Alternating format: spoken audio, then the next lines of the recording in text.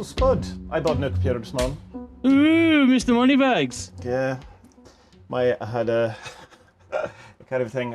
I've my last computer I bought. I said I want to get 5 years out of it. That was the thing, you know. So I bought a very good computer because I was working at a good job in Dublin at the time, and I got 10 years out of it. Oh, Pretty that's much. fucking great. But it's kind of like, you know, the Only Fools with Horses, the triggers brush. It's had many heads and many handles. But the only thing I couldn't upgrade was the CPU because it's old architecture, or goes with a certain motherboard, only fits in them, and the RAM only works with that. So if I upgrade it, basically... The fuck is he talking about? So basically what it means is that in order to upgrade the CPU, which is the central processing unit, you must know that at least, what that is. Doop, doop, doop, doop, doop. I had to upgrade everything, so I said, right, well, I'll save up, get money together, and get a computer that, in theory, will last me another 5 to 10 years. So that's what I did. Very good. But it's like it has equal parts excitement for, you know, getting new shiny thing, with equal parts Catholic guilt. If I can't believe I've spent that much money, and it's like, oh well. I'll get over it. Never feel bad for the amount of money you spend. You should maybe feel bad on wasting that money, but don't feel bad about the amount. Yeah. You know, I'd love to get new computers, but I like this. This one's great. I've had this since I got married, which is 7, 4, 6, 7, so many years ago now. Yeah. So many happy years. Many happy times and happy years. Yeah, God, deadly. That's cool. What are you doing with the old one? I am going to turn it into just for recording music and for all the guitar stuff. So Nice. it's just constantly set up, because you know yourself that when you're doing many different things with the one computer, it always kind of is never set up fully for any of those type of things. Yeah. So if I have just an audio computer, then it means podcast, guitar recording, all of that's done down there. That's in theory. I'm pointing at the back of the room, and so then this is just drawing and unreal. So that's kind of That's handy. That's a good way to do it. That's why that's like the reason why I never play games on this laptop. Right. I have to have a separate thing for I'll only play games on the Xbox. Because if I had, like, I do have a Steam account now, but if I played games on Steam on the lap, I'd never be fucking off it. You know what I mean? So. Sorry, just had to turn up. Yeah, you think that. I have loads of games on Steam and I just never play them because it's just, I don't know, I have that, and I'd love to get into them a bit more, but I just have that kind of thing that I really should be doing something more productive. Yeah. Games aren't that productive type of thing. No. And you're kind of like, jeez, you're nearly 40 now. Like, do I need to be shooting people? And I could be reading a book and learning more. But I mean, whatever. Like, I know plenty of lads who play loads of games, but they don't watch any like telly. Their thing is, I don't watch films, so I play games. Whatever your entertainment is, like, doesn't bother me. Yeah. It's just I'm not into games as much as I was, because I'd just rather be reading a book or else the kids are tearing the fucking place apart anyway. Yeah. You know. Also, I'm pretty terrible at games. That's kind of the worst. Is I love those first-person shooters like Battlefield and Call of Duty and all that, but I'm just so bad at them. Yeah, you watch the streamers and you're like, what the fuck have you done with your life that you're so good at this? I know, yeah. Have you no interest other than this game? Like, you know, it's mad. But even that, even people who I've played with, like friends and stuff, that I'm like, I am particularly bad. It's not as good as YouTube, but I'm particularly bad.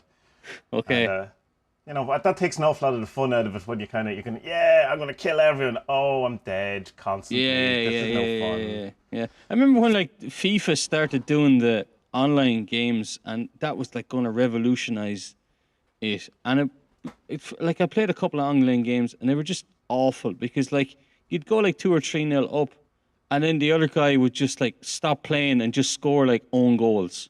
Own goal, Yeah. because they're wanting you to quit so that you don't get the points if you quit the game, even though you're winning. It's just the trolling and all that. I don't know. It's all a bit mad. I don't mind playing online games with people you know, but it's the random kind of thing I just can't handle. But then it's just like kind of, I don't know. I don't mind like the Battlefields and Call of Duty and stuff. I don't mind doing them, but just turn off the lounges or turn off the sound. Like, yeah, absolutely, yeah. What and the chat and everything. Oh God, yeah, and just ignore everyone. Hey, you want to play me the private game? No, I don't. No, I'm playing a public game because I don't want the private game. What's going on, like, you know? It's all very strange. What's happened? Happening in Ireland? Are people still, magically getting angel wings and when they meet St. Peter. Or the debt's bad, Tommy, basically. It's like just going around and talking to people and doing the thing. It's as if the whole thing's over. That's Yeah, what isn't it? feels It's now. mad, isn't it? Like Yeah, suddenly, like we had it for ages, and now it's like no one's talking about it and no one's paying any attention. So Yeah. it's over, but it's not really over. I think just from doing my little bit of looking into it that they're not really releasing how they're doing it, but it looks like they've figured out how to treat this thing without curing it. You know? So it's obviously something really stupid, like you give people lollipops or something like that. It's something really. I don't know. Well, I see. Or I think, it's really terrible where you give everyone No, I several think enemas and then they have to eat the stuff. No, but I know there was something. There was an Italian doctor did something where and he figured out some drug would work that would mean you wouldn't have to put people on ventilators unless they were really bad. Whereas at the start of the pandemic, it was like, oh shit, put them on a ventilator, and everyone was getting. That seemed to be terrible to think. Yeah, well, it's not a nice experience. You get it's that thing of watching like ER. Oh, we got to tube them, so that's it's nasty, and so yeah, I don't think they're releasing how they're doing it because they're probably afraid that like people will just stock up on whatever drug it is and just self-administer. Yes, yeah. You know, but it would like. You see, here's the thing about, like, again, I know we keep bringing up conspiracies. That's a good conspiracy. Don't tell us. We don't need to know that. Keep that to yourselves. Is it working? Yeah. Brilliant. Keep that off the front cover of the Daily Mail. Thank you very much. Keep everything off the front cover of the Daily Mail. Yeah. They're horrible. Hate those guys. I ripped my pants today, man. I'm fucking holding it together here. I'm gonna have to stitch. You have to explain that, of course, that pants mean different things to Irish people than they do to American. Pants. What are American pants? American pants are trousers. Where pants for us is our underwear. But I assume you're talking about your trousers then, the way you're looking there, because or are you talking about your pants? Well, shorts. Your shorts, your pants. Have you Americanized yourself? Pants? We not say pants in Ireland. I thought we do, but it's for underwear. Oh, is it? Yeah. Well, it is my entire life in this area of the country. Okay. Yeah, so I've been hard on the woodwork. I have a beer mat. I didn't show you the beer mats yet. I got these steady beer mats, man. They're class. And I did some custom ones for someone over the weekend. I'm doing a Celtic cross today, and I'm doing the Kabbalah Tree of Life. And then my shop will be. Then I'll have all the materials I need for the shop, and then I have to put the website up. So like busy. It's great. You know, love it. Nice. Yeah. Enjoying it. Can't believe like I got into this fucking woodworking stuff, and it's like it's mad because it's like I know you're like this because you were texting me on Saturday even. You were doing your art. What's that program you're on? Yeah, Unreal. And you were like texting me at 9:00 on Saturday night, and I was like, "Good man, Tommy, fucking go for it." You know, and while most people are out having fun on a Saturday night, Tommy's nerding out. I was having fun. I was having great fun. Like I'm the same. I'm sitting there over the weekends because like the weekends, like we try and spend as much time with the kids as we can because we're working during the week. But like I'm fucking itching to get down into the garage and do some stuff, you know, which is mad. It's a mad feeling. Like you just, okay, like I've had plenty of jobs that I've liked over the years. Yeah. But this is like, it's like creative and people like it and it's wow, you know, it's mad. Yeah, it is. And I suppose just come back to the whole gaming thing as well. It's like one of the things is that like I could sit and I'd be, I'll be playing Red Dead, Redemption, whatever it is, and go, I'd much rather be drawn. It's not even supposed to get, there is other things I would like prefer to do, like if sit and kind of do these things, read a book. It's that thing rather than just a guilt thing. But like I said, Saturday night sitting building roads in Unreal Engine, while may not be the most exciting Saturday night, it was very, very fruitful and enjoyable for me. So I totally get it, and it's a great sign that it's that whole thing. Once you find something you like, you'll never work a day in your life. Yeah. I was even like looking up on Polish eBay different places to buy the wood stuff I'm getting and. Then you end up, I went down a mad rabbit hole and ended up buying like stuff for making kimchi because like why not, yeah. So so similar, such a similar thing. And I was making booze over the weekend and everything. I've seen that on your Instagram, yeah. It just looked like pots of onions, though. In fairness, just no, I have peaches, raspberries. Oh, what was the other one? Peaches, raspberries. Millions of peaches. Blueberries. No, not blueberries.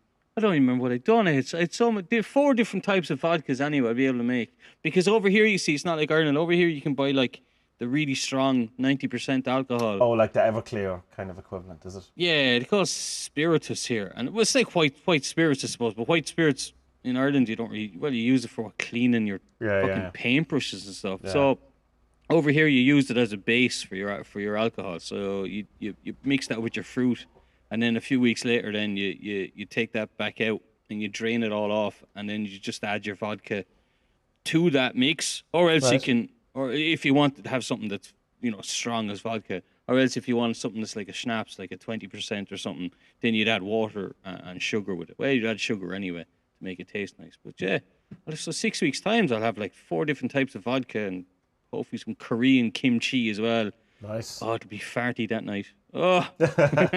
You can make all the tincture stuff then with that Everclear stuff, anything you want, any like the mugwort, any other things, or even illegal things. If that wasn't illegal, you could make them. But it's illegal, so you won't be making them. Yeah. Mushroom stuff.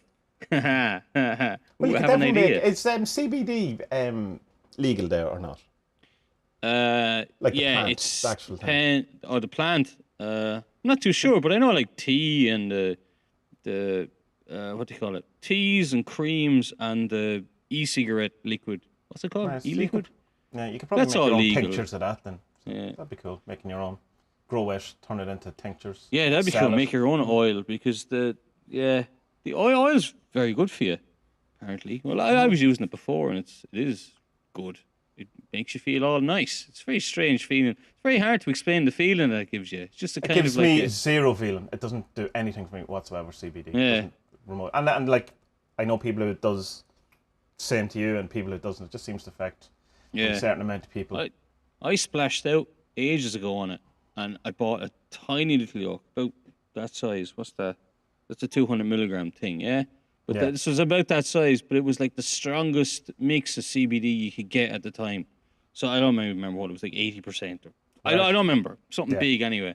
And that had a big difference, because most of the stuff you see is like 10%, 20% type. Yeah. 20% is considered high, So I splashed out and I spent like €50 or something on this thing. I still have some of it left, and it was like, only take 10 drops, once a day. And but it's just mad. Like, just kind of felt like a decompression or something, like a. Right. But like you're not high, like in no way high at all. Just, one, one love, man. Yeah. Which is mad. Cool though. Speaking of one and all that, how's Minerva going? What's the latest updates on your Holy Guardian Angel bothering? Oh, you asked me something last week, so I asked her. Yeah. So I asked her, and like, if I don't get an answer from her, I do ask her for a sign. Yeah.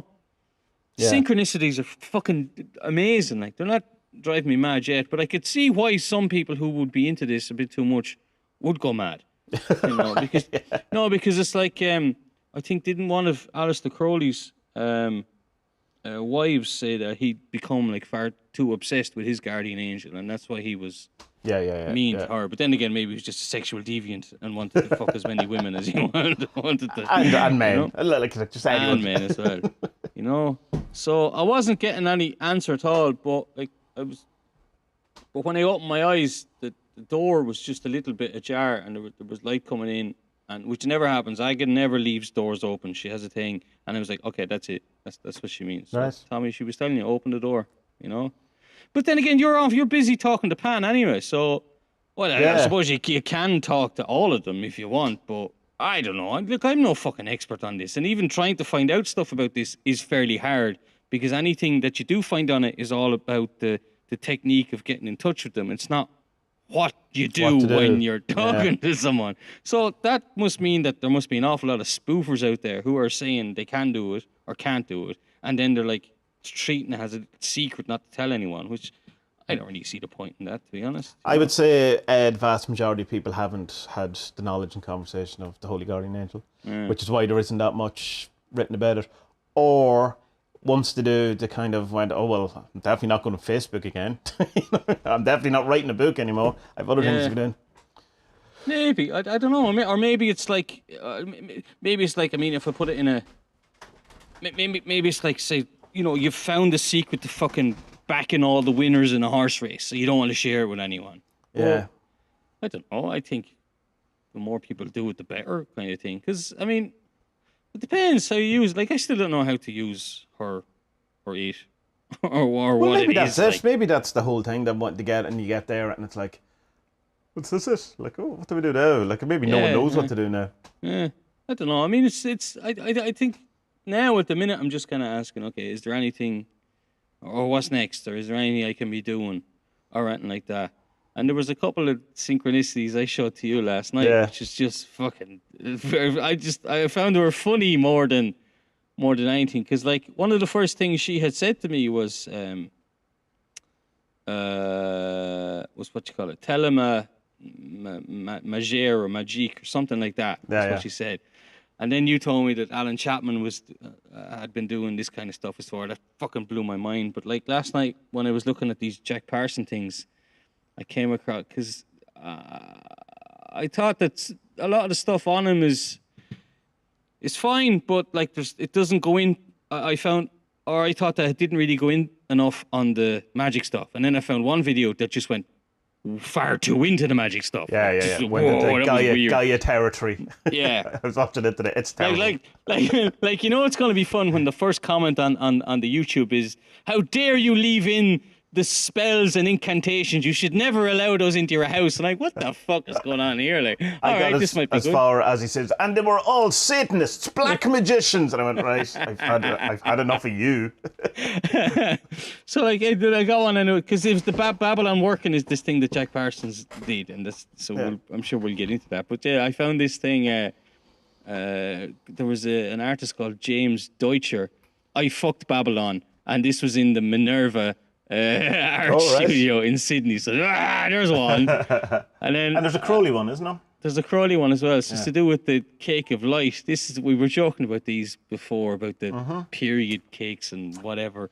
Semen cakes, limp biscuits. What are they called? Is it limp biscuits? The soggy biscuits or whatever. Soggy biscuits, yeah. So it was from the Telema ritual. I think it's Telema. Is it? Is it Telema, or is it? Because that seems. I've heard both of them, to be honest. I like the sound of Telema. As someone who's Greek, they'll know. But it's just because I used to know a girl called Telma, and it sounds more like her. Right. You know. Telema and Louise. Telema. There's something about olive oil. Olive oil is one of the ingredients, so it's considered a sacred oil by many cultures and religions in the world. It's also an ingredient in the making of the oil of abramelin. Abramelin. Okay, sorry. Or abramelin, depending. Like people, I'd say abramelin because that's how it's pronounced. So and the olive noted by Aleister Crowley himself as traditionally the gift of Minerva. So there's two fucking Minerva things last night, just connected with Jack Parsons and Telema and Telema. It's mad. Like, and it's funny as well. Like over the weekend, and it's not even over the weekend. Just like there's this the thing in numerology of when you check your phone and it's 15 minutes past 15 or 16. It's like it's just happening all the fucking time now, which you have to take is like anyone who's read on this or knows their stuff is like, hey, that means you're doing something right. You're on the right path. So, okay. My thing, I suppose, my difficulty with all that when that happens is that and why Hellier was such, I thought, was great. It's because it's so realistic in the sense of it goes nowhere. And Hellier kind of that thing for Pan, and it seemed to go anywhere. And an awful lot of my syncs and stuff are, just things that happen that seem, that couldn't have just been coincidence. It isn't synchronous, all that. But they don't seem to go anywhere. And I kind of be left thinking, going, what was that? Like, it's as if there's a momentum, and then, right. And then the only conclusion I can bring from it is that it's not for us. Like that, the Hellier ritual was not for the people in the cave. It was for Pan, and he's his own business about it. And I suppose looking for, you to have some sort of enlightenment might be the wrong way to approach it, but it's a pain in the ass. No, it's not really how I look at him. I look at him as just a kind of wink from the universe saying, "Aha, hey, up you boy." Yeah, but what I'm saying is that when you get that wink from the universe in like some sort of situation, and you go, well, what does it mean? Right, like, what is it related to? What is it telling me is the right? You're on the right path. In which area of my life? In what thing? What's it's like that kind of a. signs. Sometimes it's very obvious when you're going, will I buy this? And it turns out to be, the price that is the exact number that is your favorite number. And you go, right, well, that's a definite thing. And sometimes you'll be just there and something mental will happen. You go, well, what's the relevance? What is it pointing at or something? Yeah, I get you. I don't know. It's just, and for me, they've all been kind of connected with the work or with kind of spiritual stuff that I've been thinking of at the time or something like that. Like there was something yesterday, I was using Your 40 Servants and I was in awful form when I woke up on Saturday morning. Awful. Foulest form I've been in a while, and I just woke up just annoyed and pissed off. It must have been to do with dreams or something like that. And I took out your cards. And I do this thing where I don't shuffle them when I take them out, but I always shuffle them before I put them back in. Oh, very good. And I take them out, and I just opened them out, and I just kind of did a little my own kind of banishing thing. Just clear my mind. That's all. Just clear. Don't think of anything. Clear, and then take the first card, and it was the devil. And right. I read up on it because I don't know your cards inside out, so I looked it up and I went, yeah, okay, I know what's wrong. Yeah, calm down, because I'd been working in the morning. And the kids they were trying to play, but they were trying to play with the kitchen utensils. And I was like, look, I got tick with them. I ended up shouting at them, just get out and leave it all alone. And then I came upstairs and I did the cards and said, you fucking arsehole, like, you're being mean to them for no reason. Like, well, not without a reason, but there's something else bothering you and you're taking out on them. So don't do that. And then, and the rest of the day, I was high as a kite. I was just happy to be around them. And just in great form in general, because I seen that as a sign from her that, like, yeah, cop on, like, stop being a douchebag, and I did. So that's kind of the way I think syncs are, rather than them leading to, like, rather than you leveling up, to put it in a gamer thing, each time something happens. I think it's just a kind of a, well, that's another dot, that's another dot, that's another dot, but they kind of close. They don't lead you up levels. They just, you understand what I'm trying to say? I understand what you're saying, but it's like, and I know what you mean by the levels, and it is that sometimes, but it's also, they never close most of the time for me. It's like, it's as if the sync is just for the sake of the sync, and there's no bigger reason for it. And kind of, maybe I'm looking too much, but at the same time, it's going, well, what's going on? What is that? Why is there so much? Why, like, there was one where I got loads of syncs around Abracadabra, loads of them, just the last week and a half, and then it stopped. And I'm going, well, what was that? What was it meant? And I always feel that I've missed the point, or I've not learned the lesson, or I've not got whatever the message is. And there was one before it, and it was about, I can't remember, it was something similar, but it was like so ridiculous, it kept coming up, and up, and then it just kind of fizzles out, and I'm just kind of going, well, that was interesting, and, kind of makes me think, well, there's definitely something to it, and all of that kind of, but nothing too at the same time. Well, like, do you spend any time, say, researching it then, or like, okay, did you look up at it? And it doesn't, again, it's going, all right, now I know a bit more about abracadabra. Jesus Christ. But like, it doesn't... Abracadabra. it doesn't feel... it didn't feel like there was any insight. It didn't feel like it was pointing anywhere. And it didn't feel like when I got to the end of it, it wasn't like, that answers my question or anything. It was like going, all right. Like, but well, it could have been about chimney sweeping, when you go, all right, now I know a bit more about chimney sweeping. But, so what? Well, it might be something that comes back later. Because, like when I was listening to, I don't know if I sent you that, there was like a, what's his name, Robert Anton Wilson. Oh. There's a thing I found on YouTube where he's talking about Parsons. And, you did send it to me, yeah. And his connection with Crowley, and there was a couple of things I picked up on that maybe I should have picked up on before.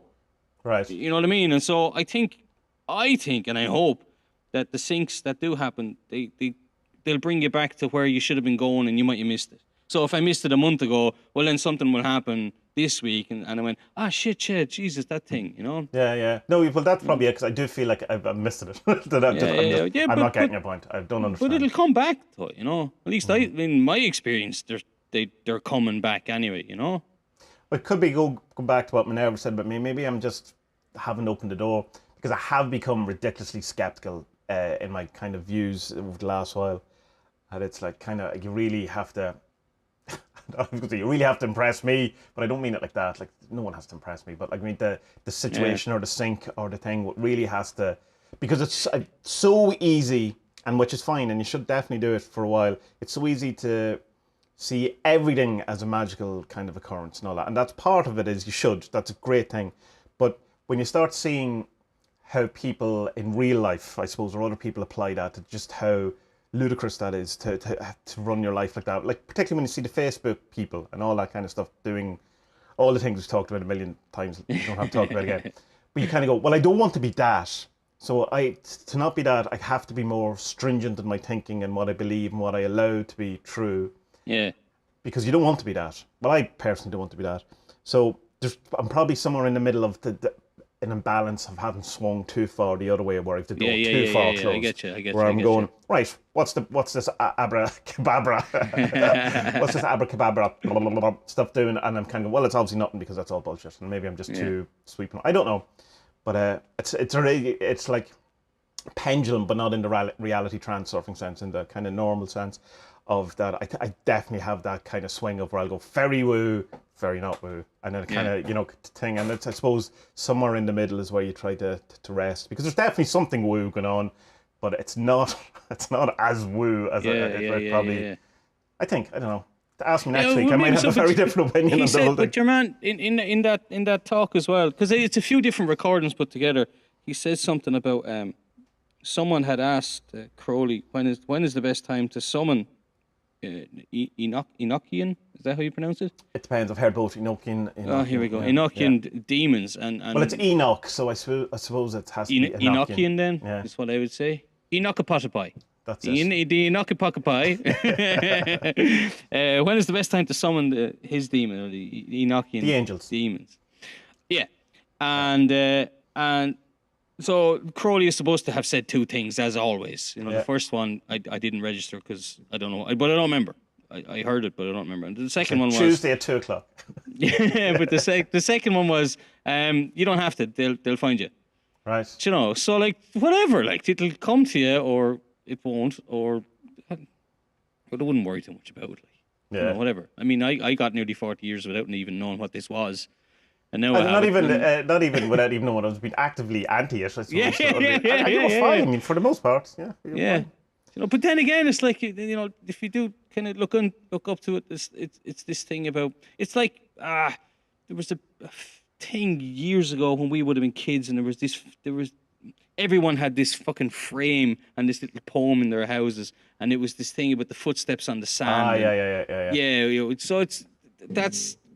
So when you look into the Holy Guardian Angel, that's kind of the person who it's supposed to be, is this person who stops you dying loads of times when you're in danger, or stops you doing a really stupid thing. It's like, how many times have you been in bar fights? Like you were security man. How many times are you in bar fights where you're like, shit, I could have killed him last night? Yeah, well, I don't know. Usually I could have got killed last night. Me. Well, that as well, like, you know. So, like, she or it either saved you that night or saved you from doing something terrible that night. Well, it's good. It's reflected, I suppose, in the lockdown and the pandemic, in that the lack of something going wrong kind of makes it feel like there was no protection in the first place. So it's like the reason why Ireland did so well and why it looks like it wasn't needed here, because, whatever it was, less than 2,000 people died, or whatever the figure is only because it was successful. If it hadn't been successful, then it's, if we hadn't done it, then it's terrible, but it's that thing. So you look, well, nothing really mad happened to me that I needed to be saved. Oh, well, you see, that's because you were saved from all these mad things. But it's also unfalsifiable. And so it's like, I mean, it's good, I suppose, kind of a mind game or whatever, but it's like, again, like you can't go, it's that like the whole thing of, I suppose, the Crowley's thing of the, it's approach magic from a science point of view, the aim of religion, but the method of science. Yeah. And it's like, if you have magical ideas and these kind of things that, well, maybe the Holy Guardian Angel has been protecting me and all that.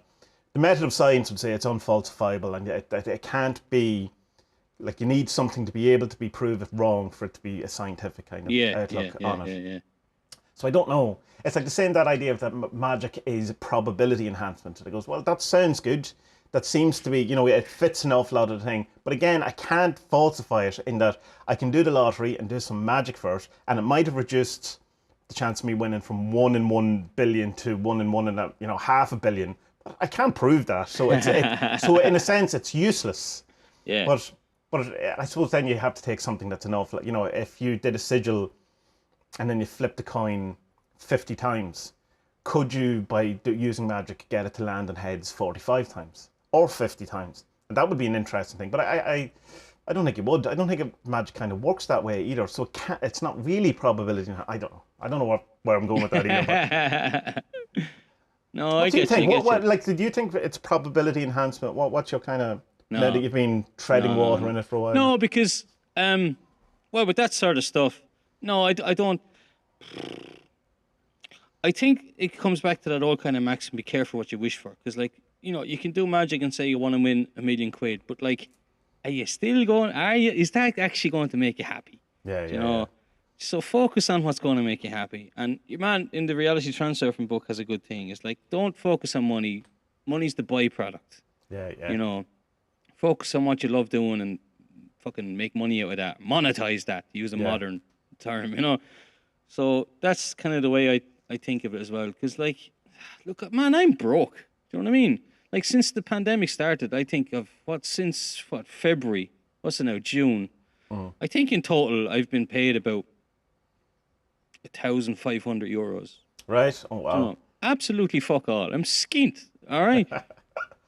But I'm What's happy your, out. your PayPal you know what I mean? address? We said you'll send us some donations. No, but I'm incredibly happy because I'm doing this art thing now that I've somehow fallen into and really like doing it.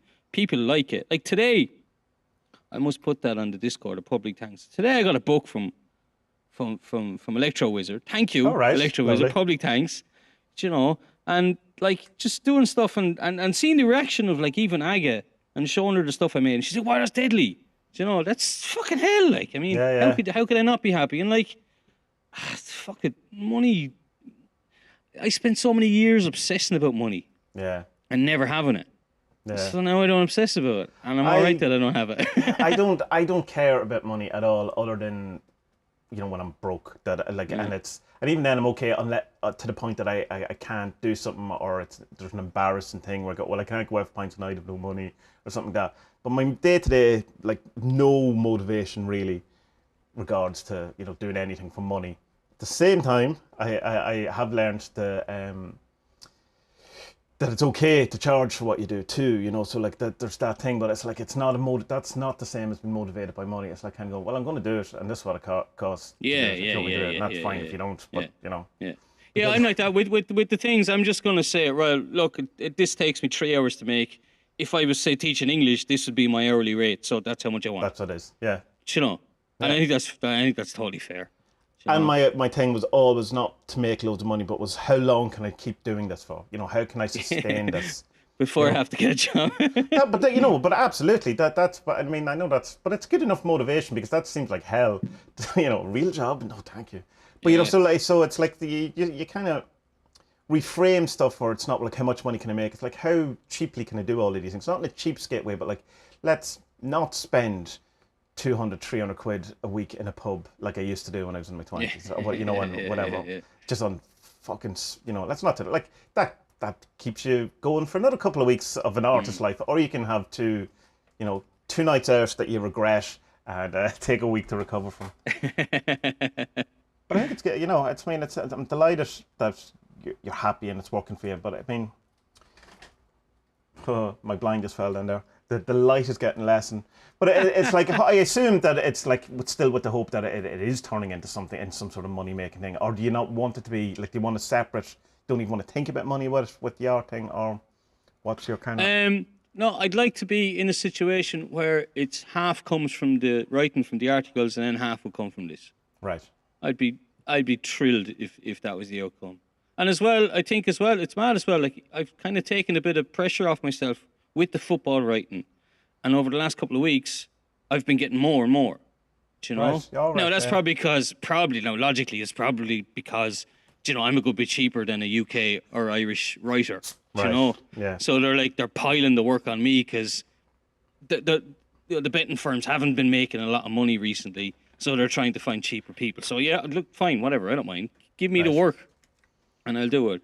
But yeah, if I can turn this thing into something where like I was to make my half daily wage from this, well, then it would mean I wouldn't have to write as many articles. Do you know what I mean? So, and it's a happier medium. Even though I love writing about football, but this is different. It's totally Yeah, different. This is an expression of not even me, because I'm usually just tracing something that I've taken, and I'm so lucky that I have Aga she's a professional graphic artist, and I can say I like that.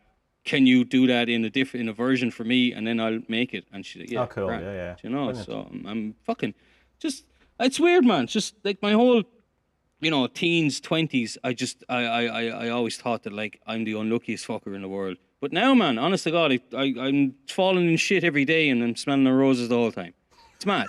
I've become so lucky. You should probably, maybe get your balance checked, or maybe some sort of ear problem that if you keep falling in shit, I don't know. You should probably maybe get that checked. I don't know what it is. I just feel amazing, really lucky and happy, and it's all good. It's grand. Everything's gravy. Brilliant. And I don't have this thing which I used to have, that something's bad is about to happen. All right. Yeah. No, I still have that. No, well, that's even if it does, I'll deal with it. Yeah. Be all right. Although it is less so. I remember it used to be like it's like, right in my face. Hello, something bad's gonna happen. Now it's kind of over there somewhere. Just going, something bad may happen. Bye. Not listening to you anymore. How you getting on with Punoya? I'm about 120 pages into it now. Yeah, I'm slowed way down, but I've slowed way down reading altogether just because my eye thing and all that kind of stuff. But it's good. But I think it's like, I don't know what it, it's like. It's not that the quality or the ideas or anything kind of lessen or whatever. It's just you're kind of going, if this had been a 100-page book, it would be perfect because I'd read it, a couple of times a year, brilliant or whatever. Yeah. I think the problem is it's too scattergun. There's too many. Like in some pages, you have like these kind of weird news reports, and it's 20 different news things and trivia. It's trivia. Yeah. Where it's like, it's not really like, okay, cool, I get your point, but it's not really needed. Like, I'd prefer to know the story of how you came up with this, and because there's bits of that as well, and how you came up with it and how it's benefited in your life. But then like the little blog articles he has on his website, they're really good. Yeah. And have you signed up to his newsletter, because he sends you all happy news every week? I have. I did sign up to it. I don't think I got one actually. I must look into that. Yeah, and he sends you a nice little horoscope as well. Right. Yeah. Which seems to be, I have been doing it for the last couple of weeks, but it seems to be all really nice. It's not kind of, oh, is your wife cheating on you? Today will be the day you'll find out. The fuck kind of horoscope is that? The Daily Mirror. What's our Mystic Meg or whatever? There's like, oh, is someone being unfaithful? Is someone lying to you? Star charts were in one of those Parsons things, weren't they? Yeah. Oh my God! Is this a thing? Do people pay much attention to this type of stuff? Oh man, yeah. Astrology is massive. Like, No, astrology. But like, I know that they're like star signs and today your Mystic Meg and all that. Your horoscope is this week or this. Yeah. But like take that, and then throw all that out, and then astrology is something completely different. All right. That's all to do with your sun sign, and it's a very small part of astrology. That whole horoscope stuff, and it's very really. Trite, and there's like a whole other section of it, like that's huge. All right. And is well, I mean, there's that court case, and I don't know the details, but so astrology was banned in America, whatever it was, and there was a woman doing it, and she was she was someone ratted on or whatever, and the judge says, well, this is against the law, blah blah blah, and she goes, well, give me the birth date of 3 of your friends or 3 people, whatever, and I'll do the charts, and then you can tell me whether it's rubbish or not. And she was perfect. She got the 3 people perfect, and that's how the law was changed, that it's not illegal anymore. It's not considered fortune telling. All right, and she didn't hire a PI to. No, it's literally in the when she was at court. She didn't go away and do anything, and it was like he says, here's the birth dates of 3 people. So kind of something. That's the story. But it's something I never really got into too much because I don't want to know. Because I have that fatalistic thing that if I'm told something bad is going to happen on Thursday, something bad's going to happen on Thursday, because I'll make sure something bad will happen, or I'll worry about it. And then I can't. Like years ago, I went to what do you call it? Not a fortune teller. Someone who, it was a fortune teller, whatever. And she read with playing cards, but she also could see dead people and all that. And she knew the name of my uncle who had just died. you know, and like you can go, oh, she must have studied. She didn't know I was coming, so it's like kind of weird. She knew his first name, John. She also knew my grandmother, and she also kept saying, "There's a guy here, and he's holding his head, and there's something wrong with his head." And I was going, "Oh, I don't know what that is." And then when I was out, I was going, you know, Vanessa's friend who died 2 weeks previous by falling off a roof and cracked open his head, and I was going, "Oh well, yeah, it was probably him then." What? Yeah. But anyway. Wow. So there's loads of things, and she kind of knew like stuff or whatever. And even if she's totally fake, she was brilliant at it, and it was, you know, totally worth whatever, the 20 quid, 50 quid, whatever it was. But she was saying, because I was going, well, what's the future? What's from it? She goes, oh, you're going to work with kids, you're going to do something, and whatever I was into at the time, she was going to say, well, that's not going to happen. It's going to be this. I got terribly depressed after that, you know, because I was going, well, she knew all of this, so that seems real, and then there was this prediction of the future, and I was going, I can't think that way. You know, I can't let that in on me. So that kind of astrology thing was that if it was going to say something like, oh, well, the next 4 or 5 years are going to be, you know, they're going to be quite hard and they're going to be quite bad. Yeah, it's just like, I just don't want to fucking know, you know? Yeah. Because I'll be going, just like, oh, really? It's hard enough to get up in the morning without knowing that the next 5 years, you know, Mars is going to fucking fuck with you. Or whatever I read it is. something a while ago. And I don't know even how it came onto the timeline. And it was all about how, like, there's so many planets in retrograde, I suppose it is, now at the minute, and all these it's matching up with all these things, and I stopped reading it. I have no idea what the conclusion was or how. I stopped reading after the first paragraph. That no, I don't need to know that. The idea about retrograde planets, and the big one is Mercury, is that, you know, everything's an elliptic, obviously, and spinning around the sun. But because of the way they work, is it looks at some point that Mercury's actually going backwards. It's just slower, and it's that kind of illusion. Venus does it too. And when Mercury goes backwards, there's this whole thing of Mercury retrograde, where everything kind of fucks up, where things break, where life is an awful lot harder, and all that kind of stuff. And people like to blame, you know, lots of stuff on it. And I don't know, my life's kind of, well, not really so much anymore. That's a bit pessimist. For a long while, it felt like I was in a constant Mercury retrograde. So I just go, my computer's always breaking, you know? Why am I always spilling milk? Yeah. And how come, like, you didn't mention today that, like, Jupiter's gravity took, like, 14 comets away from Earth's gravity and saved us. No one mentions fucking Jupiter, do they? No, it's Mercury's in retrograde. Jupiter's fucking pulling the whole thing together up there, and he's like, fucking, why doesn't anyone like me? And the moon's stealing our happiness, according to David Icke. All right, okay. Yeah. And Saturn's the bad guy. But astrology would, if you're into it, like, don't dismiss it. Is it, what's the old expression? Millionaires don't believe in astrology, but billionaires do. I think it's a weird thing to do, though, like to take a dead figure and then figure out their life posthumously. What's that word? Posthumously? Posthumously. Seriously, it's not 2 words. No. God damn it. Me, the proofreader, huh? But I have so many words that I've got, and people go, that's not how you pronounce it. Because I've only ever read it. How am I meant to know how it's pronounced? I've never heard anyone say it. I thought it was being smart using the word that I... Anyway, whatever. Yeah. Total fail there, huh? It's the epitome of saying words wrong. Fuck. No, I just thought it was a strange thing for him to do, to, like, look back at Parsons' life and take all these dates and whatever, mix them all together, and then get a pattern which looked like a U or a V or something. And it's like, oh yeah, well, obviously da-da-da. I was like, yeah, okay, well, anyone can draw 2 maps on the fucking on a globe and say they meet up after someone dies. Like, shut the fuck up. But I mean, it's the whole kind of Nostradamus thing. It's easy to see stuff in it, you know, that he probably didn't see. But he did predict stuff that seems a bit weird, you know. Yeah, the astrology thing, I know people who swear by it, people who I respect and trust and all that, who absolutely swear by it. So I absolutely don't discount it, because, I mean, you know, there seems to be something in it.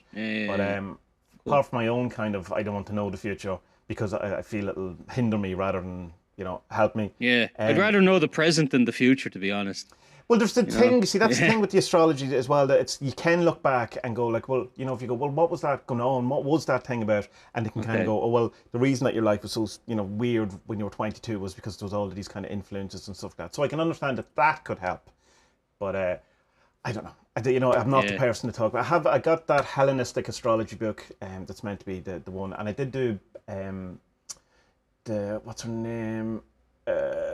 can't remember her astrology course, and it's one of those things. I got through the whole book and I went, oh, that's very interesting, but you'd have to be doing it every day to retain I get all you. of that. I get you, I get you. Bennabelle Wang's astrology course. Even tarot is like that for me. It's like, tarot's like cool that. and interesting, but like you have to do it every single day. It's like, no, today I'm okay. I don't need to know. But like what I said, I prefer to know now, the present, than tomorrow, because like, okay, I have to get to tomorrow first. Yeah. You know, and yesterday's done. Whatever. Yeah. Like, okay, I can learn from it. Cool. By looking back or whatever. But I have these things to do today. Give us a hand. Tomorrow, I'll worry about tomorrow. You know, that's just the way I am. You know. So Jack Parsons. Jack Parsons, yeah. We're getting longer and longer. Well, we did mention him a number of times. You're a big fanboy of his, aren't you? I am. Yeah, no, I really like him.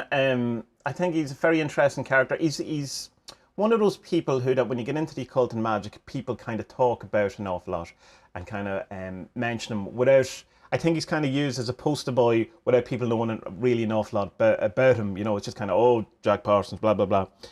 Because there wasn't an awful lot known about him, the first book that came out that people kind of latched onto is that book by John Carter called Sex and Rockets, and which has a Robert Anton Wilson introduction, but even though his name is bigger than John Carter on the actual cover. John Carter's a pseudonym or nom de plume of the publisher. And it's not a particularly accurate autobiography. It's more a hagiography, or whatever way that word is pronounced. You know, it wants to add to his mystique and is kind of his the glamour of it and all that kind of stuff. So it's more in the kind of mystical kind of side rather than the rocketry side. But then you have George Pendle's book Strange Angel, which is what the TV show was made into, and he's that guy who that younger kind of cool looking guy in that Gaia documentary that we watched at the weekend. If you remember him, he looks a bit I know he looks like an R&B singer or something. I don't know. There was an interview with him on a podcast. He seems very, very decent, sort of a dude. He said that he did send his manuscript to the publishers of Sex and Rockets of John Carter, going, what about publishing a proper, version of it and whatever. He says not in that kind of cheeky way, but that is the thing, and just never got back to him or whatever. Yeah. But he got really kind of popular over the last couple of years, obviously because of the TV show, and the word got round and all that.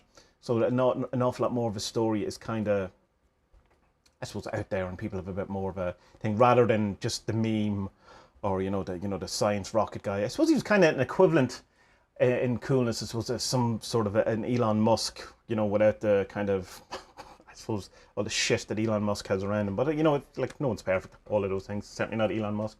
And that kind of science, rockety, going to the Mars, and like his work directly led to people getting to the moon. Like without Jack Parsons, we're not on the moon. If you believe we went to the moon and it wasn't Stanley Kubrick in a recording studio, blah blah blah blah blah blah blah. Yeah. But he's a super interesting character, and he's more of an interesting character to me than Crowley. And I hope it's not just in my head, just because that's more kind of hipstery to like Jack Parsons more than Aleister Crowley. I hope it's not that, but I'm sure there's an element of it because it is a kind of a hipstery story, I suppose. But it's just something that seems more kind of a more real person, or a better someone to, in a sense, a magical hero or someone to look up to, or a role model or something. Then he's more sex, drugs, and rock and roll. Whereas Crowley was a bit more arsehole. You know what I mean? Like he's more of a rock star, whereas Crowley's just that fucking tool bag, if you want, or whatever. Although Crowley's he's fairly rock and roll. I'm not saying he's not, whatever. Like Jack Parsons not on the cover of Sgt. Pepper's. Aleister Crowley is. Yeah, that's true. Yeah. No, I think after I'm still struggling with Crowley. I can't make my mind up whether to. Well, I wouldn't hate him. But it's still hard. It's the whole Kanye West syndrome thing that I have with him. I can't really get over how mean and how bad he was to certain people, and that it seemed that a lot of the stuff that he was into was quite selfish. Sure. Yeah. He was doing everything for himself. But according to the Robert Anton Wilson thing today that I listened to, he was like, because you have to take him at his word, because he's so fucking intelligent. But he said that like it took him years to kind of decipher that a lot of the stuff Crowley talks about is that some of it's in jokes, some of it is real, some of it is pretend, some of it is practice that will lead you down wrong alleys so you'll find something else. So I don't know enough about that. We see that's a huge thing in occult books, is this whole idea of blinds, where they deliberately put in wrong information to different reasons. People say one is to get out of the whole kind of thing of publishing stuff so that they don't get in trouble if someone does call up Satan or whatever, or that it because witchcraft laws and all that, that was still kind of could have been a thing. Other is because it's to try and to test you to see if you'll walk past it, if you'll get round it, whatever. And also an awful lot of it is people repeating blinds that they got from other books. It's true, so there's kind of it follows through. And Crowley being a kind of a trickster kind of spirit, or at least try to portray himself, not portray himself, is portrayed in that kind of way.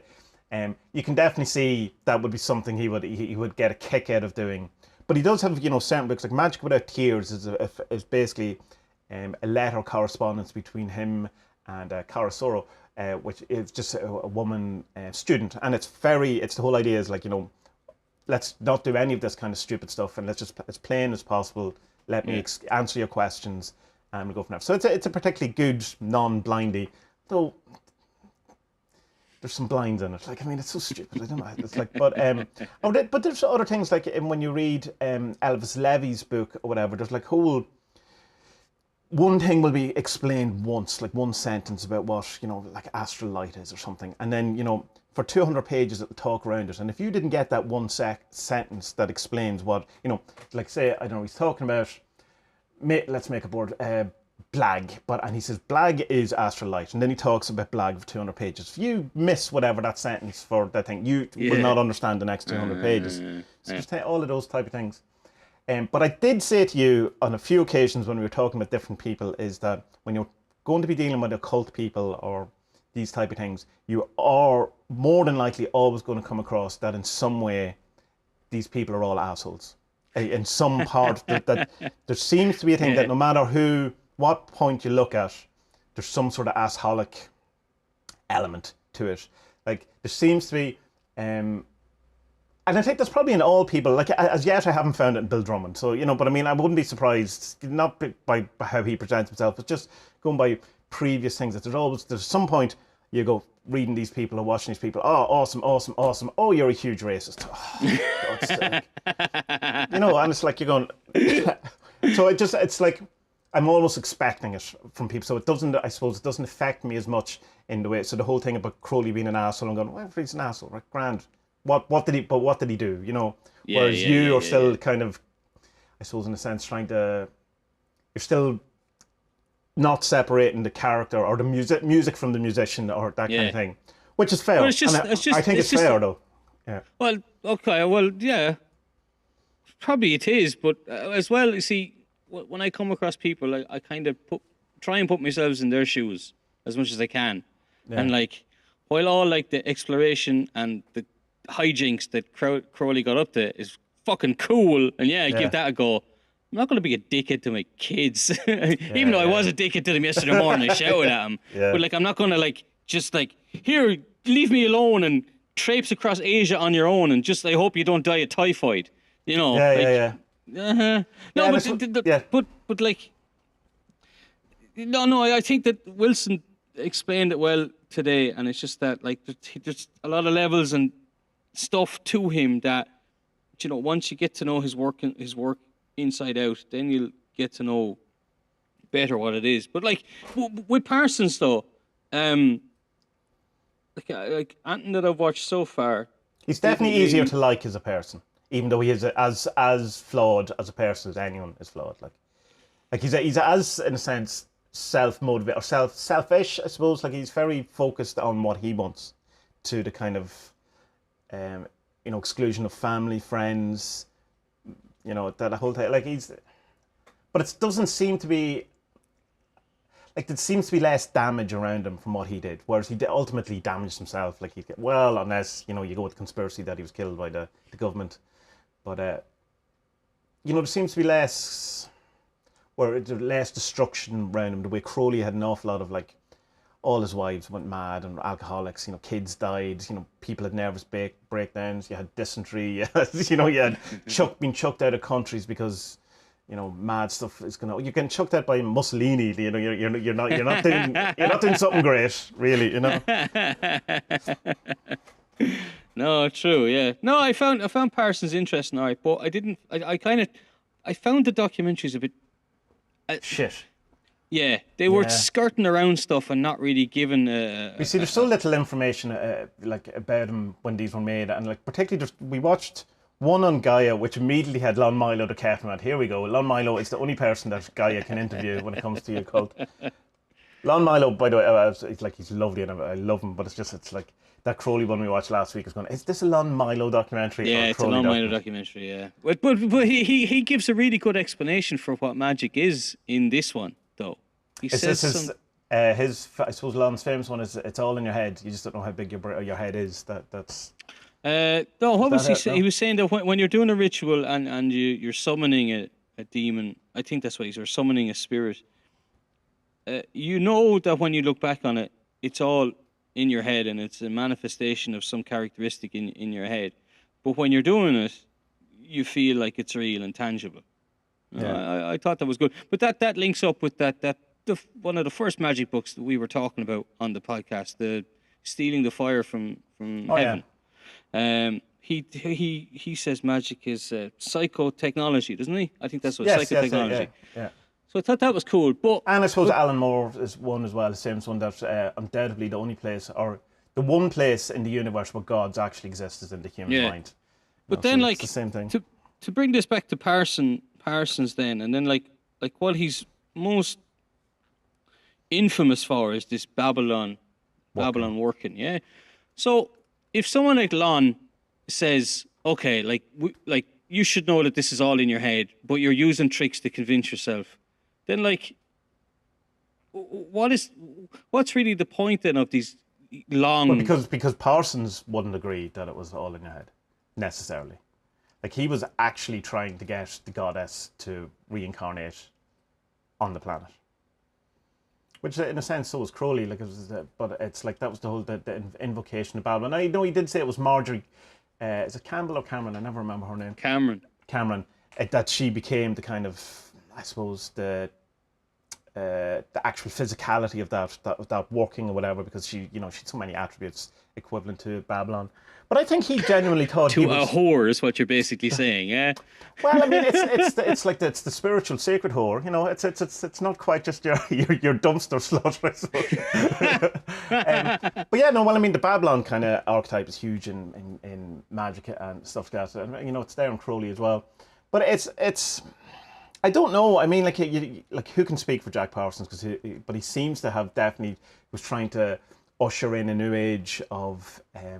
In a sense, get rid of the kind of, the patriarchy and the kind of, the God New World father figure, not the Godfather figure, and that kind of idea of that the return of the goddess Sophia or Babylon or whatever, in the kind of, I suppose, the whore aspect, because we had such chastity and anti-sex and sex is dirty and from the Judeo-Christian kind of thing. So we had the opposite want of not necessarily just debauchery, but the freedom of it, which I mean that's very OTO, and that whole kind of the lodge that they had, very everyone was jumping into bed with everyone else.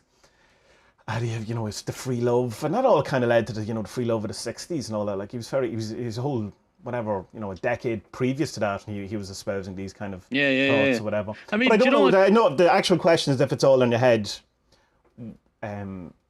What's the point? And I can answer it not from his point of view, because I don't know. I'll answer from my point of view is because when you change your head and you change your mind, you seem to change the world. Whether that's just your perception of it or not, it's kind of, I don't know. No. It definitely does seem to change. I understand all that. All that, but it's just that, okay, so they take on this 3-month working with L. Ron Hubbard himself. Yeah. Who was, of course, working for the government undercover. Yeah, of course he fucking was. He's a horrible piece of shit, L. Ron Hubbard is. That whole story about the yachts is a great story, though. It just shows you how much of an arsehole he is, that it was. But, no, but it's just, I mean, for me, I still kind of struggle with, like taking on these big long, a ritual that takes a month, or takes 3 months, or takes a year and a half, like Crowley trying to do the angel up in Scotland. Like for me, it's just like, well, I mean, like I would find it hard to be in a state where I would need to do something continuously for 18 months, even though I think I know what the result should be that comes from it. Like it's not like studying for an exam. You know what I mean? Right. Whereas that, like, okay, so I study for a year, I get examined on it, and then I pass and I get my qualification. Right. This is, you're doing a ritual to trick yourself into believing something so that you get the result that you want to happen. I don't need 18 months for that. Yeah, but you see, that's because you're coming at it from a chaos magic point of view, whereas they're coming at it from a ceremonial point of view. Yeah. So they're not necessarily seeing it as a kind of a psychomagic or your psychotechnique. They're seeing it as you do these actions every day, you change the physical world. And it's not necessarily, while, they would think that the mind plays a part in it, the actual part magic is the physicality of it. Like the actual performance, the ceremony, all of that. And the other thing I suppose to put back on it is that not everyone gets to contact their HGA a week after they decide to do it. Like you. I know that. I'm lucky. So think of it this way: that if you were hanging around with people and you believed them and they had got their HGA, had the knowledge and conversation, or the whole conversation. So you believe that is a thing that's to be done, and this is the way it takes a year and a half or whatever, or it can take less than a year and a half, depends on the thing. And you find that you have to do that. That's that your part in life or whatever. You would, if the reward was great enough, if that's what you thought it was, I think you would, because you would take a year and a half to write a book, or you would take a year and a half to make a documentary. So you say, oh, there's nothing I would do every day for a year and a half, and I go, well, you would definitely. Yeah. No, you're right. Yeah. You do some sort of art. Well, no, it's not. It's because I would agree with you, but it's in that when you kind of look at it from the different perspective, you go, oh no, well, like if you see it from an art point of view, I definitely would. But if you how has things like OTO and Telema, how do you think has Chaos Magic had a big effect on these type of organizations where people are like, well, we don't really need all the rituals now? No, I don't think so. I think that kind of it's just different flavors, or it's different. Like more people are into Chaos Magic, I'd say, than Telema or Telem or whatever we want to, or the OTO or whatever. But that's only because Chaos Magic has become very popular. I wouldn't say that Telema has got any less popular. It's just Chaos Magic got more popular or something. But I don't know. I don't know anyone. Well, I know a few people who are Telemic. Would that be the correct kind of Telemists? Telemists. Whatever, yeah. Telemites. Telemites, yeah. Telepotomite, I have no fucking idea. Telemites. I don't know. You see, it's kind of, you very quickly get out of your wheelhouse with this. Like the OTO, I know next to nothing about it, other than it's the things that everyone knows is the sex magic kind of element to it. The OTOs are just a kind of offshoot of Freemasonry. That's all I can really put two and two together and get. And see, in Germany there is there is a whole more sexual based magic stuff, and I can't remember the name of it right now. Fire and Ice maybe is the name of the book, but there's a whole other Saturn, the Fraternity of Saturn, which is a whole kind of more sex kind of based magic stuff as well. So it's kind of that there is a German, as we know from porn, there's a kind of a German sexual thing that we possibly don't have another thing. But here's the thing about a challenge I'd like to put, because I was thinking about this the other day, and I was going, oh, that'd be an interesting challenge not a challenge, because it sounds, but a proposal to you, that because you're not into the ceremonial stuff at all, and it's a thing that people in magic, nearly everyone has gone through, is to do a daily lesser banishing ritual of the pentagram for your 30 days, and see if that changes, one, your opinion about ceremonial magic or not, or whether there's any impact on you or not. So I don't know if that's something you're interested in, but it would be certainly something that I would recommend you do for the you know what? There was one. I was looking up, and it was the. Oh balls! What was the name of it now? I can't even remember. It was the one that the Golden Dawn used to do. The hexagram ritual? No. Well, the Golden Dawn one, the big one, is the lesser banishing ritual of the pentagram. Like the Yeah, but this was the one that they used to do before that. I might have it here. The Kabbalistic cross. Kabbalistic cross. Yeah, that is part of the lesser banishing ritual of the pentagram. That's part how of it it. Well, I mean, starts. that seems like, for me, that seems like a type of banishing, because it's it's a mind clearer.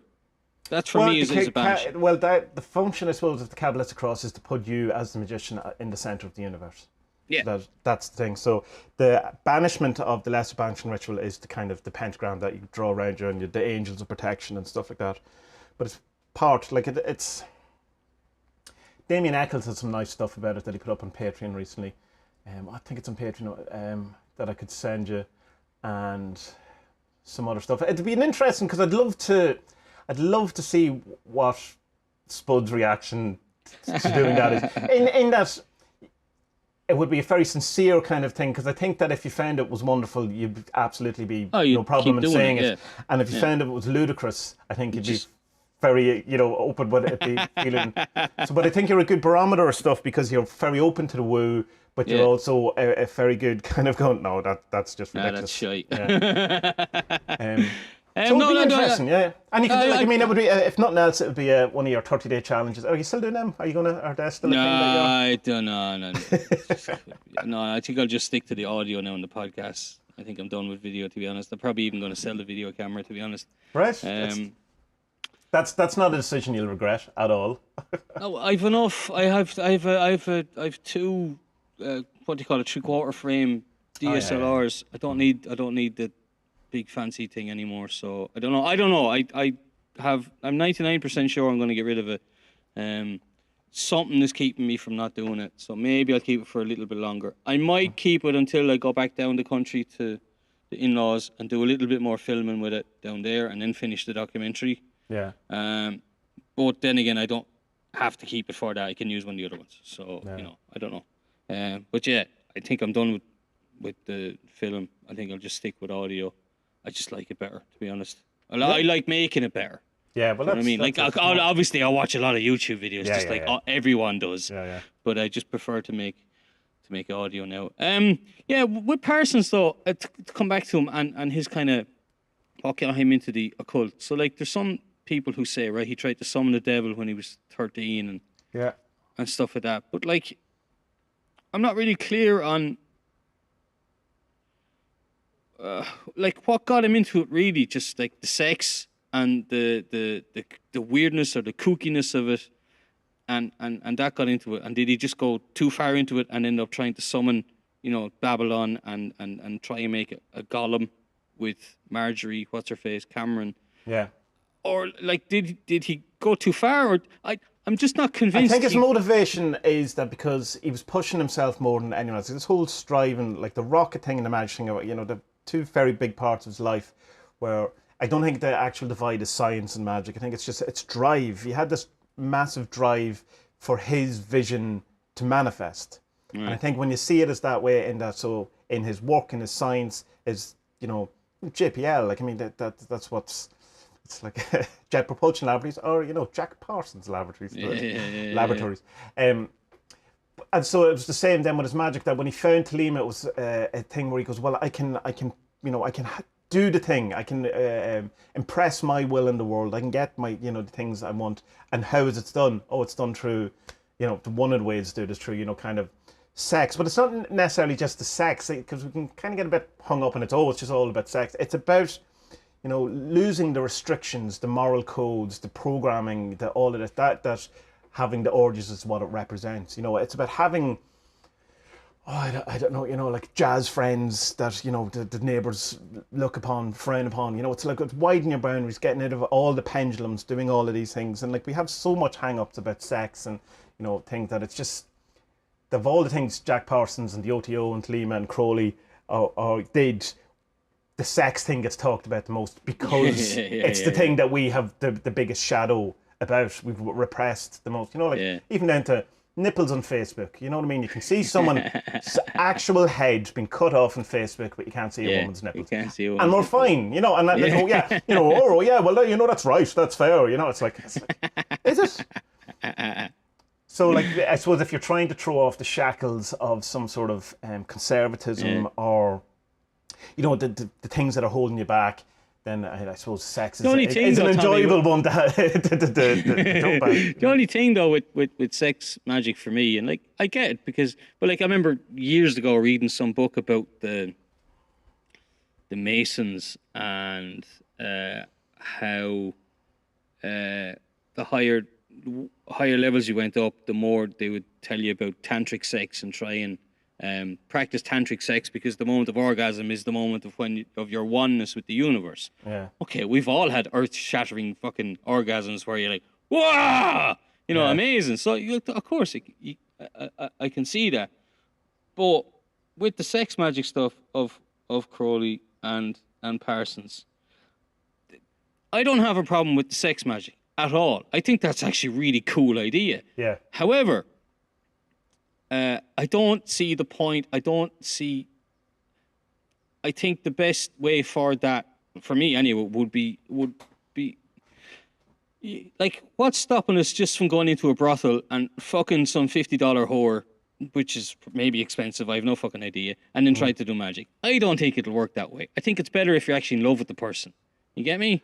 Yeah, maybe. So but the orgies you'd have to try it and see. Maybe it's massively more effective. It's that kind of, like, it's easy. No, I don't know, but I think that if you're actually in love and you're having sex and having good sex, then I think you're going to be more in tune with the world and with the universe and with yourself. Well, and with counter to herself. that though, that if you're in, because the thing is, if you're in love with the person and you're in that, you're mixing up your will with another person. You're not as clear in that. You're mixing up two different souls, two different psyches, two different whole things. So you're muddying the whole kind of field. So it could have the exact opposite. Whereas when you're, like, lessen the importance of, say, reality transfer and all that. If you have just like your $50 whore you don't care about, whatever, might have a more pure intent and focus of your will unmixed up with anything else at the moment of ejaculation. I'm not buying it. Because I think love is the thing that will push it further.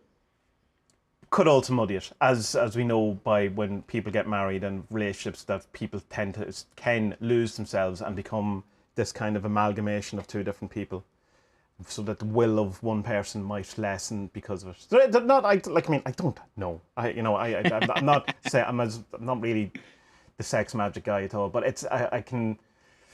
Playing devil's advocate, I can definitely see an argument for, which is your argument, and I can see the counter argument, and I don't know which. I would have to probably depend on how synchronistic you are with the other person in relation to what the goal of your working is.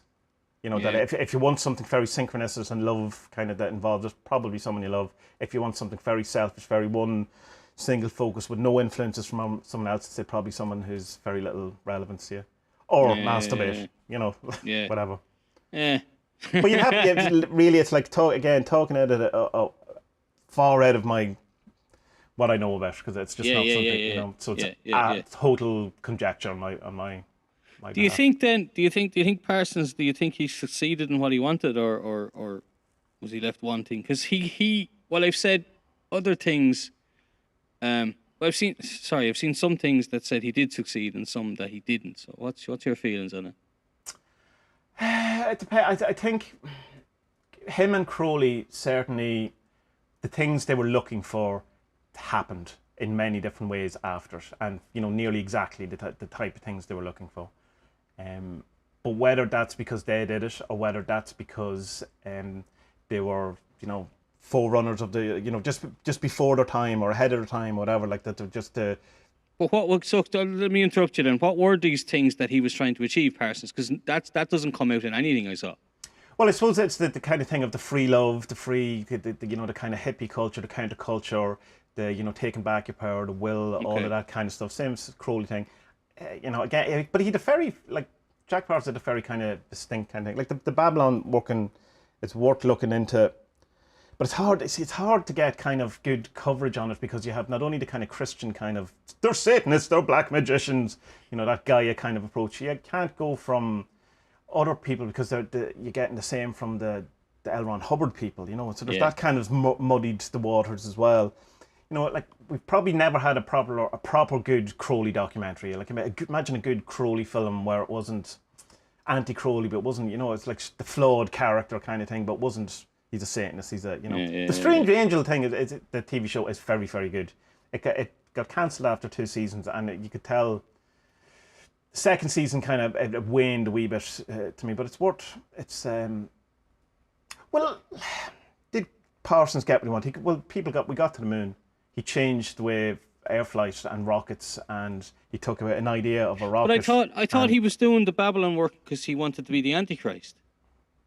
But you see, the Antichrist isn't necessarily what you think the Antichrist is. Oh, no, I know. Look, I know. Okay, so in popular culture, the Antichrist is the one who brings the end of the world, yada, yada, yada. But with the Freemasons and the OTO and stuff, the Antichrist is like the one who sets humanity on the proper path to spirituality. Yeah. That's the quickest way I can do it. So, but I don't.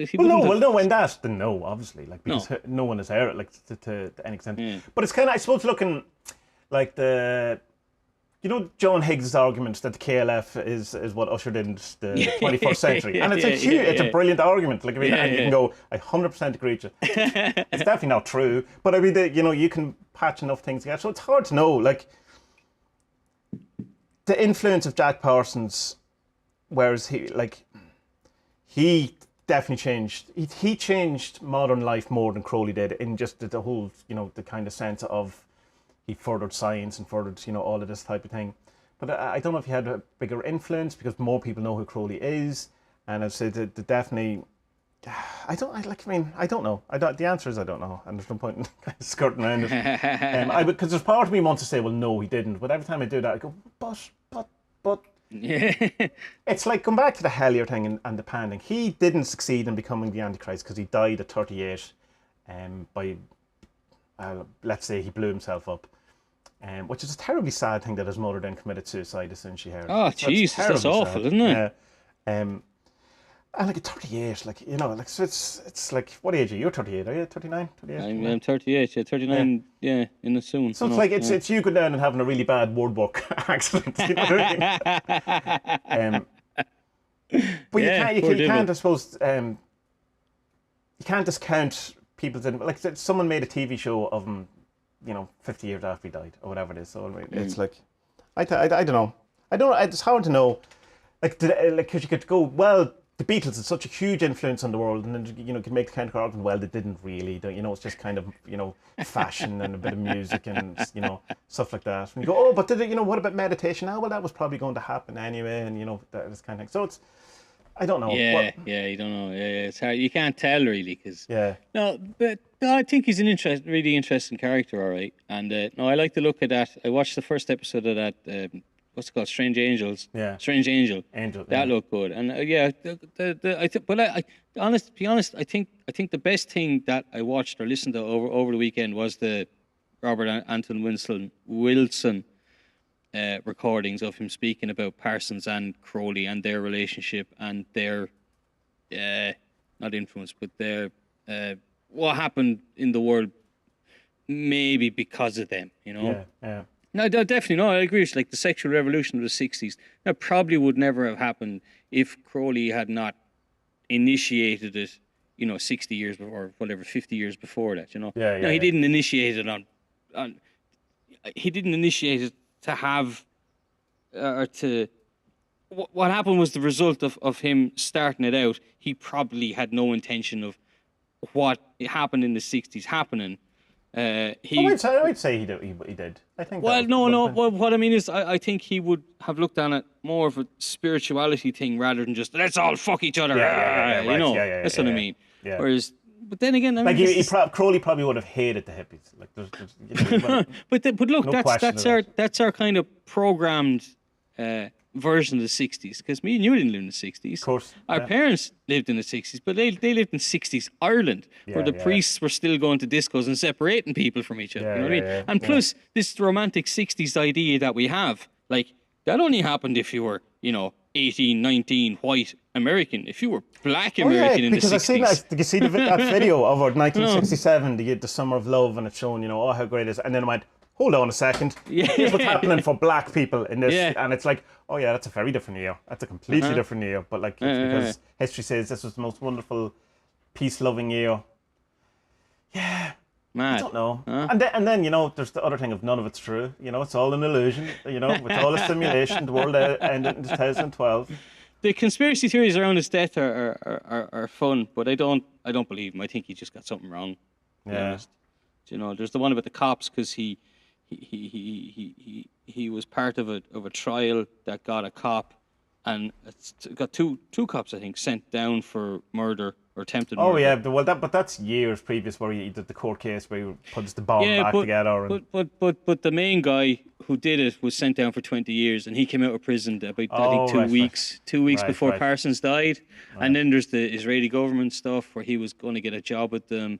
And then the FBI accused him of espionage because he's like all he did was he wanted his CV typed up, and then they come along. He gives it to his secretary or something like that. And he ends type up up this here, love, will you? ends up working in movies, like in doing Squids or whatever, and like. I think he just got something. I don't know. I mean, I'm not convinced. I'm not convinced that he was. No, I think he's an influencer, all right, but I'm not 100% sure if he was doing stuff for. I can't really place why he was doing magic. You get me? Like, okay, he's doing this and this and this, but I'm like, okay, but why? What's the what's the goal here that he's aiming at? Okay, he wants to go to the moon. Cool. Okay, did his magic actually help with the science stuff? I'm not too sure. Do you know? Like, and like, was he just like fucking lots of women and orgies because that's fun? Yeah, probably. Yeah, that it would be maybe fun. I don't know. I think I need. I'm not happy with what we've watched so far. Yeah, no, I mean, I don't think it's a good representation. If you have a chance, and I know you have a million books to read, but the George Pendle book is the recommendation I would say for Jack Parsons. Well, I think it's fair. I think it's fair. It's will tell you about the kind of legends, and then it'll go, well, here's what I discovered, or here's the actual newspaper things, or here's the thing. But so he's into the woo and allowing because it's obviously Jack Parsons and all, but he's also keeps it on the wraps. Whereas the Sex and Rockets is like, yes, it's all magic all the time. Everything is real. He seems like, I mean, I reckon you'd rather have a pint with him than Crowley. Yeah. Yeah, he'd be more crack. Probably, because Crowley would just try and take your money and your wife. Parsons would give you his money and his wife.